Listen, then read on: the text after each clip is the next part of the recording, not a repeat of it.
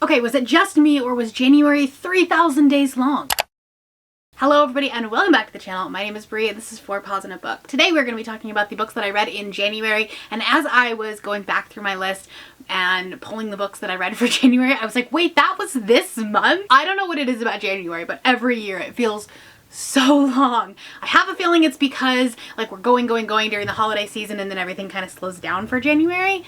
That's my hypothesis, but I don't know. I've read a lot of books. If you are new to my channel, the way that I do my wrap-ups is I will start by talking about my statistics. There are some things that I like to talk about, you know, how many books of each genre I read, those kind of things. And then I will talk about my books starting from my least liked and going up to my favorite book of the month. If you've watched my channel at all this month, you will probably know what my best book of the month is. But I have vlogged a lot of books this month, and I also had such a good reading month. This is the first time since probably like 2019, I think, that I have rated books based on vibes. Okay, it has nothing to do with any type of like star rating breakdown or anything like that. I've consistently done that and it's been very analytical, and last year I don't feel like I had a really solid reading year, and so I thought, you know what, I'm gonna experiment, I'm gonna try something, and my goodness, it was a win. Okay, January was such a good reading month. Now, I did vlog a lot of these books, so I will point you in the direction if you want my live up-to-date thoughts, but I know there are a lot of people that just watch these wrap-ups, so, you know, we'll discuss books and hopefully get you guys some recommendations. So in January, I read 15 books. That equated to 6,184 pages, which is so many pages. It's so many books. It's a lot of books. It's a lot of reading. I had a very strong start to the year for sure. My average page count, if you like break it out by book, is a little over 412 pages per book. And if you averaged it out, I read almost 200 pages a day, 199.5. My most read genre was definitely fantasy romance. Sitting in my romantasy era right now, but a lot of that also has to do with the fact that I binge read the entire Empyrean series. Like, I reread Fourth Wing and Iron Flame in anticipation of Onyx Storm.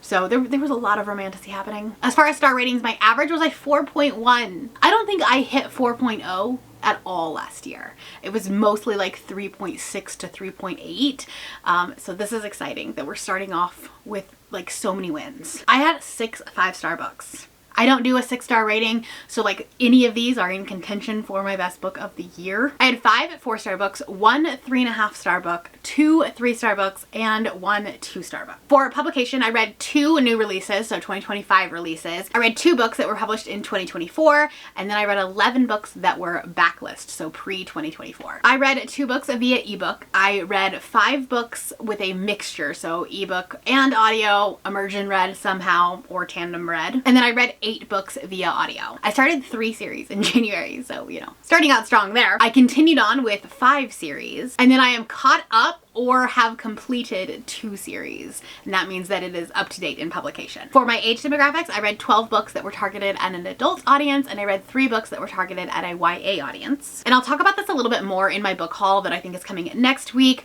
but I read 7 books that were off of my 2024 TBR, so I'll be subtracting 7 books off of that. And then for a genre breakdown, like I said, we read so much fantasy romance. I read 6 romantasy books in January. I read 4 horror books, which I think is kind of interesting for January to read so many horror. I read 2 nonfiction books. Both of them were for the same project, actually, interestingly enough. And then I read 3 fantasy books. I didn't have any DNFs in January, so that's great, but I did have 1 2-star, and that was The 5 by Heather Rubenhold. I read this for my 7 years on BookTube vlog, where I was reading a Goodreads Choice Award winner from each year that I had been on BookTube, and that was a really fun project. Unfortunately, though, I only liked one of the books. That was the one from this past year. So this is the story of Jack the Ripper, but it's told from the perspective, or like shining a light on the victims of Jack the Ripper. And while I think that that is a really interesting point of view, I think that that is something that is necessary and it's a needed part of the story because you don't hear about that as much.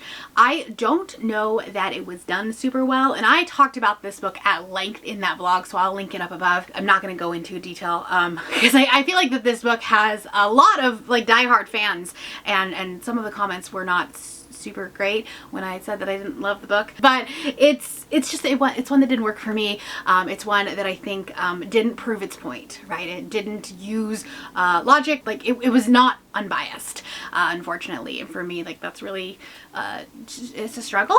It was a struggle for me to get through. Yeah, it wasn't a book for me, which is like, fine. That's great. If you loved this book, I am so happy for you, but for me, it just did not work. Then I had 2 3-star reads. The first one was also for that Goodreads vlog, and that was The Final Girl Support Group by Grady Hendrix. Me and Grady, okay, we have a very touch and go relationship, okay? I loved Horror Store. That's an unpopular opinion. I think most people don't love that one as much. I really, really love that book. And everything else that I have read from him has been just fine. It has been okay. This book is very much a book that existed. I truly like couldn't even tell you a lot about this book. I think it was interesting that part of it took place in American Fork, Utah, which is just down the street from me, which is kind of cool. I think maybe I was going into this book expecting something else, because I know there's a lot of people that really love this book. And for me, I was bored. I felt like the stakes were too low. I felt like we kept having these like smaller, quieter moments when the tension was starting to build up. Maybe I just didn't understand the book. Maybe it's just not a book for me. It has a kind of slasher vibe to it, which is not generally my favorite type of horror. But yeah, it was just fine. The book existed, and we're moving on. But if you want to hear my live thoughts, I will link you to that vlog. And then my other 3-star read was the book that I ended up reading for my Patreon cover challenge, because we had hands on the cover was the prompt. And I originally had a romantasy on there, but I was like, I've read too much romantasy. So I picked up Where He Can't Find You by Darcy Coates. And this one, I kind of went in with tempered expectations. I love Darcy Coates books. Like, Darcy is one of my favorite authors. This one, I think probably would have been better if it wasn't young adult, because I was very confused as to why the adults were fine with these teenagers going into this mine, like, and basically running point on this investigation that like the police should have been doing. I was very confused as to why the teenagers were the only ones that were coming up with these ideas and coming up with these, like, you know, ways to solve this this crime, serial killer. Essentially, in this small town, there is something weird that is going on. We have the Stitcher, and these people will start to, like, they'll disappear. People just start to disappear, and you find them a couple of weeks later, but they are stitched together with other body parts of other people that also went missing. This book, first off, entirely too long, okay? Because this should have like very terrifying stakes, right? We should be terrified turning every single page.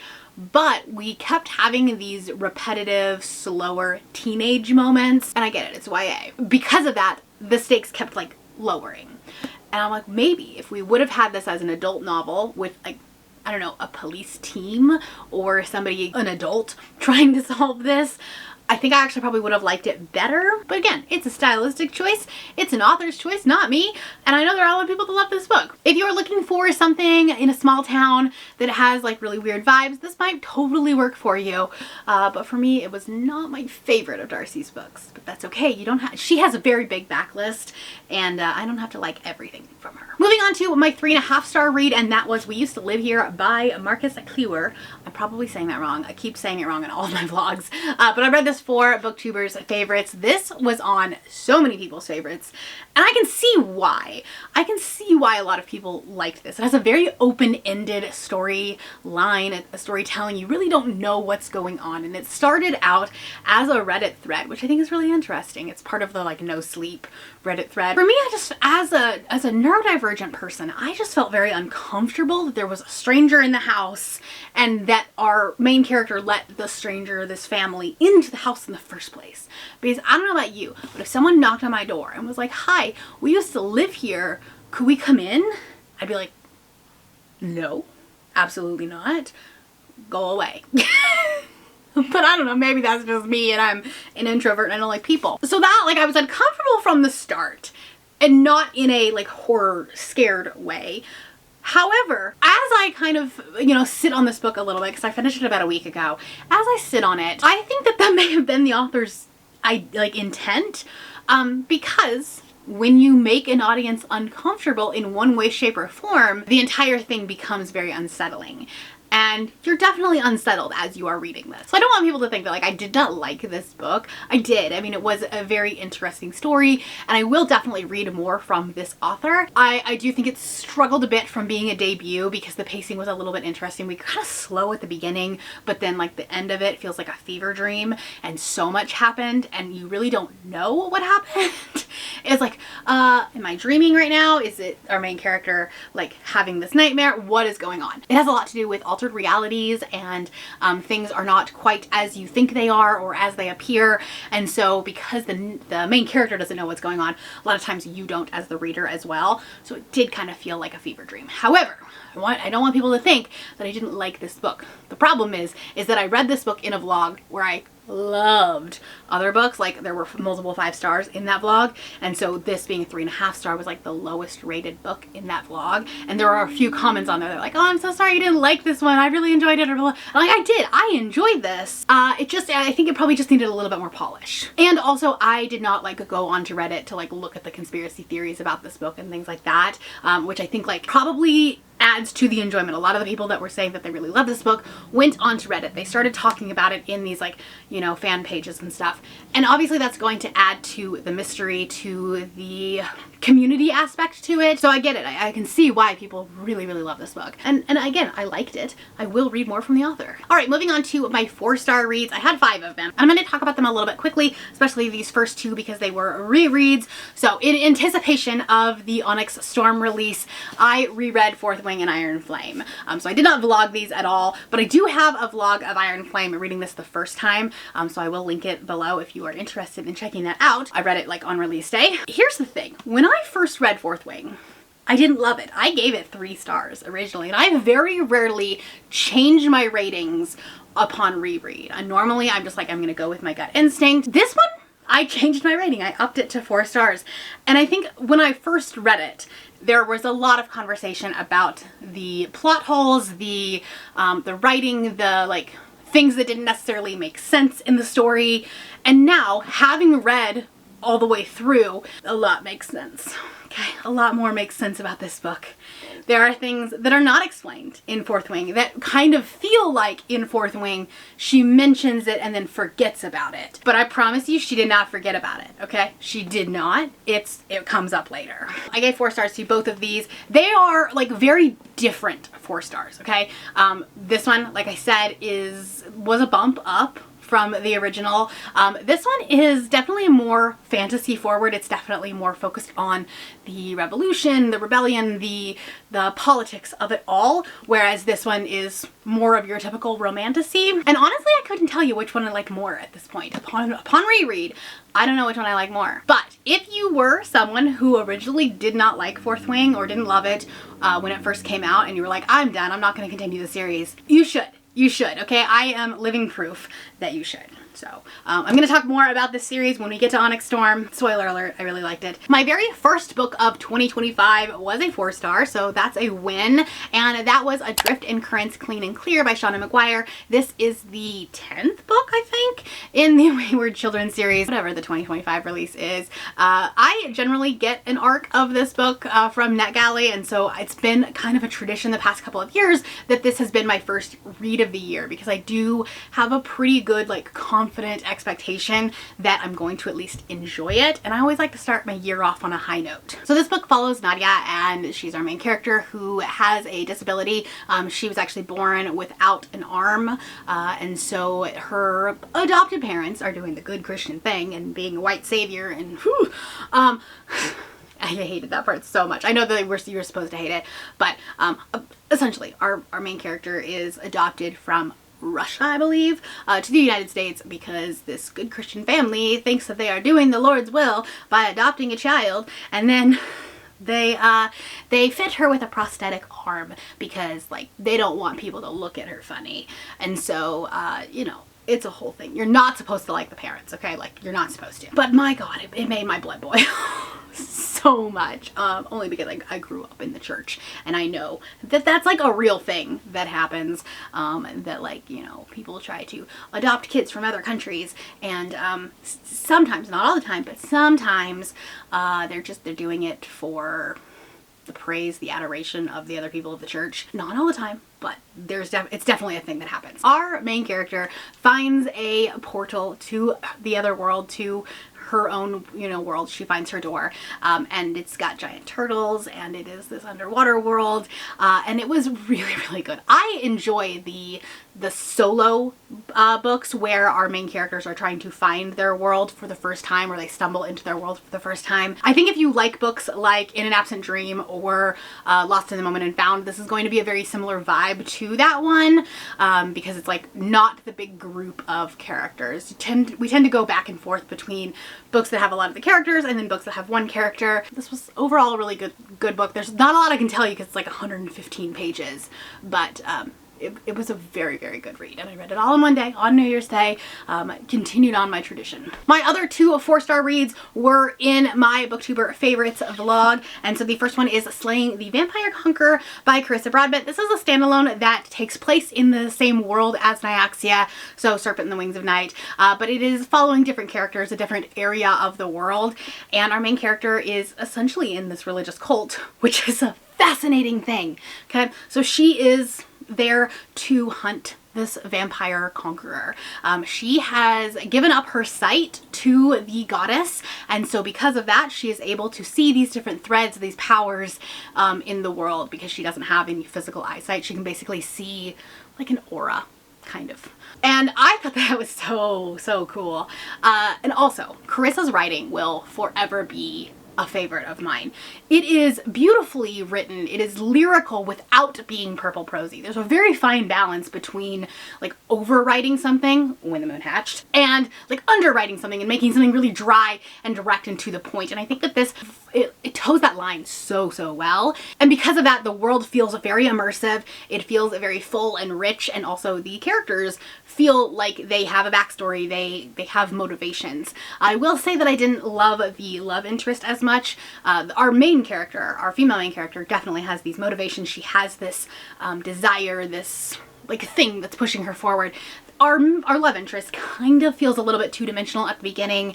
He's kind of just there to be a love interest. You kind of learn more about him as you go on, and I would love if this was not just a standalone. I'd love to see more of that area of the world. I don't know that we're getting any in any of the duologies. I also gave 4 stars to A Court This Cruel and Lovely by Stacia Stark. This was also part of that vlog, and this was a really good first book, and I'm excited to continue on with this series. This is a very political romantasy. There's not as much romance in this one as I think maybe I thought going into it. This feels like a fantasy that happens to have a romance, but our main character has power when she is not supposed to. The people in this world are supposed to give up their powers to the king. They're supposed to supply it to the king, and then she didn't do that. She still has powers, and they accidentally go off when she's trying to save her friend, so then she has to go on the run. She finds this group of mercenaries, she ends up traveling with them for a little bit, and then she infiltrates the castle, the government, as one of the queen's like ladies in waiting kind of thing. And I love that part. I love a good like infiltration subplot. I think it's fantastic. She's trying to hide who she is, and she has like this different name. She's trying to like pretend that she is somebody that she is not, and it's fun. There's a lot of secrets. And then there's this like little romance that's like starting to bud towards the end of this book with someone else who is also like has a secret identity and is not really sharing everything about himself. So I really liked that. There's a lot of like secrets. There's a lot of like, you know, courtroom drama and things like that, which is again a buzzword for me, and I will definitely be continuing on with this series. It wasn't a 5-star for me, but I think a lot of that is just because it was a setup book, and I really hope that we get more of the romance as we go forward, because like here's the thing, in a romantasy book I need the banter, and we got a little bit of it, but I wanted so much more. But our female main character, she's a badass, one of my favorite types of characters that like, you know, has this like little hidden talent. You're not ever gonna get away from a chosen one trope in a romantasy that has a lot of politics or a rebellion like this, and I think this was done in a really unique way. I think it was done in a way that wasn't like every other romantasy book. So I'll definitely be continuing this series. Very excited about that. Sorry about that, my battery died. I should change things out before I start talking about books. It's fine. I had 6 5-star reads in January, and I think that that is the most I've had in 1 month ever. My history on BookTube. That's not a fact. I didn't look, but like it feels like it. And honestly, we're over here living our best life. I'm very excited about this because it did take me about like a week and a half to get a 5-star read, but once I started, like they kept rolling. 2025, you're off to a great start in the book world, not real world. Let's talk about my 2 rereads. So I reread Catching Fire and Mockingjay. I am reading these books in anticipation for Sunrise on the Reaping that is coming out in March. We are reading them with my Patreon over on the Discord. So I've got like a chapter breakdown. We're talking about them in the Discord. And I think the common theme, the common thing that I'm seeing in that Discord as people are finishing these books is they're like, this book was written 15 plus years ago and it's still relevant today. And you're like, yep, yes it is. And that's scary because we are seeing these things in real life. Someone says books aren't political, maybe we should read these books. These were both 5 stars. I love this series. Mockingjay will rip your heart out and tear it to shreds. And it's interesting, I haven't watched the movies yet. I watched Hunger Games, but I haven't rewatched the other, I guess 3. But it's funny because I read this book in about a day.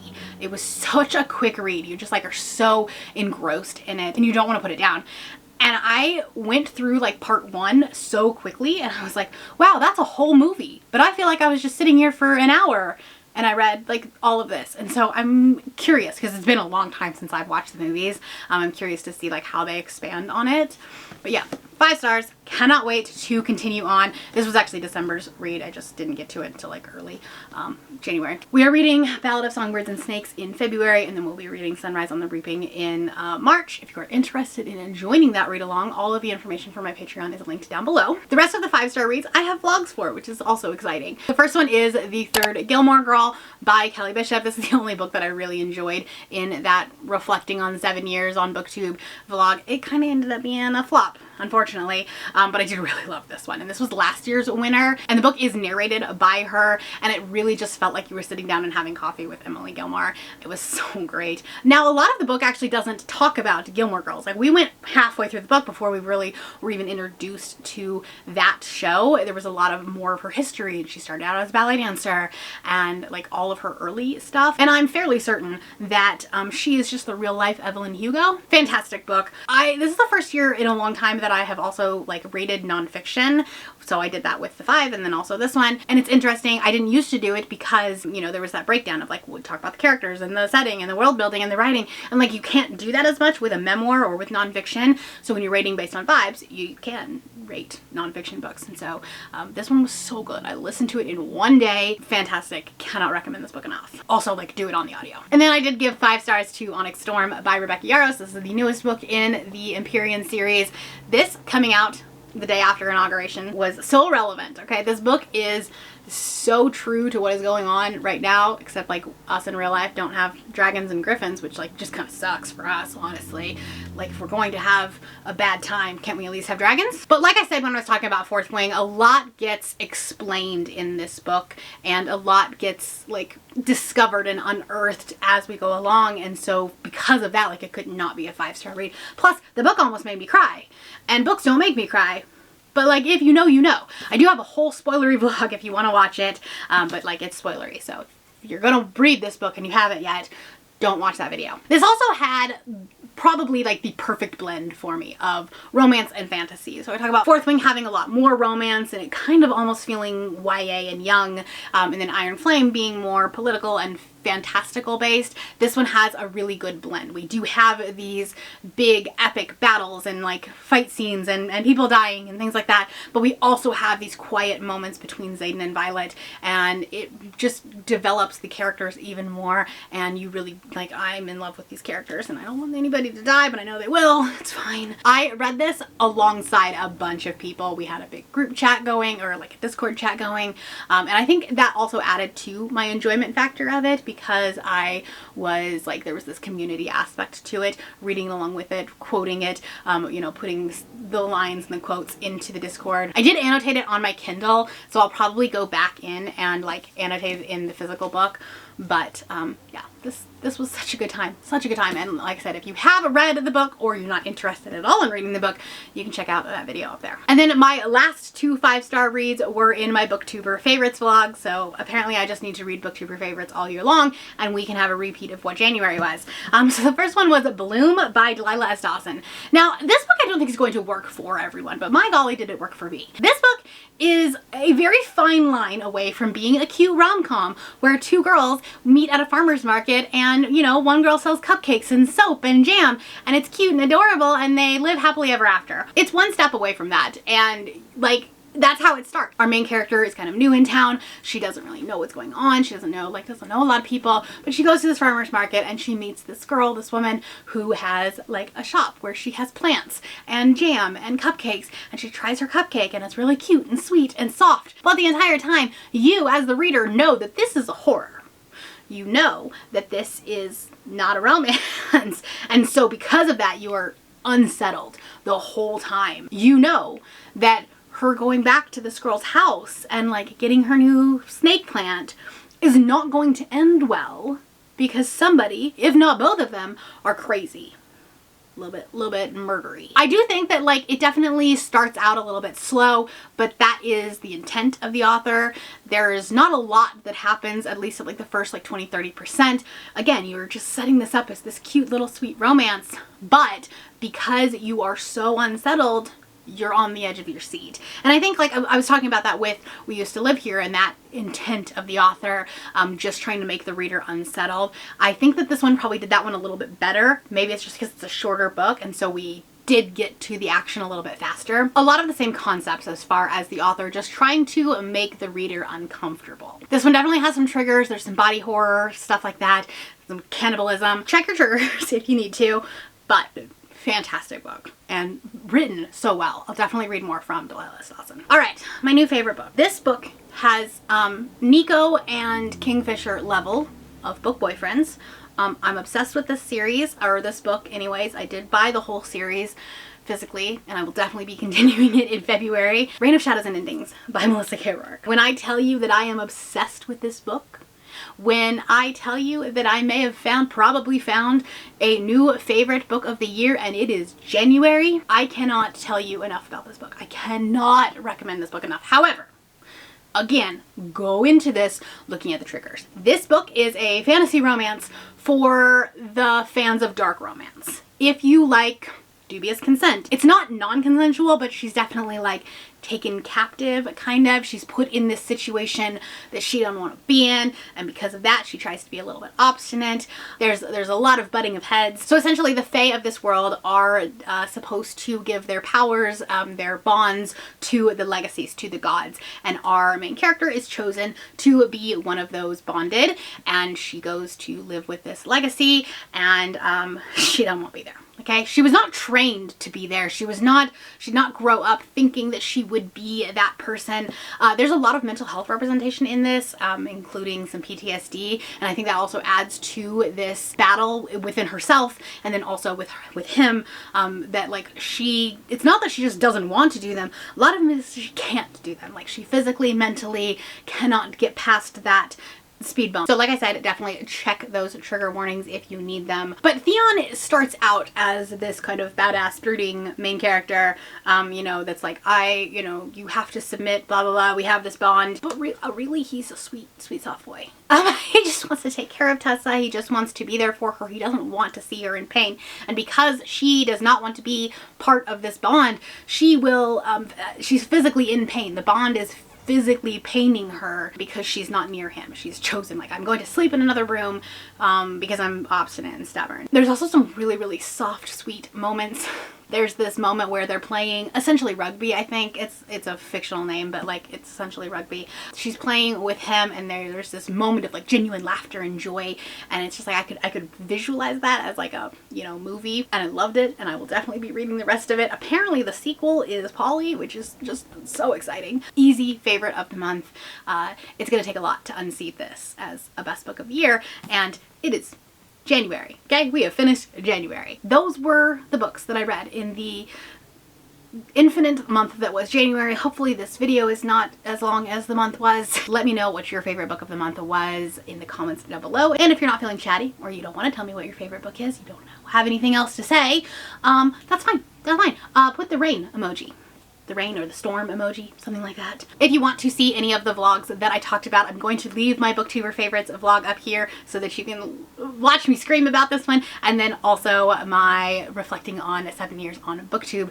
This one, you know, had some tea in it. It's fine. That is all I have for you today. If you are new here and you have not yet subscribed, there's a little button that you can do so down below the video. If you'd like to hang out with me more, the links to my Instagram, Goodreads, Twitter, and my Patreon are linked in the description below. Thank you for watching, and I will see you next time. Bye!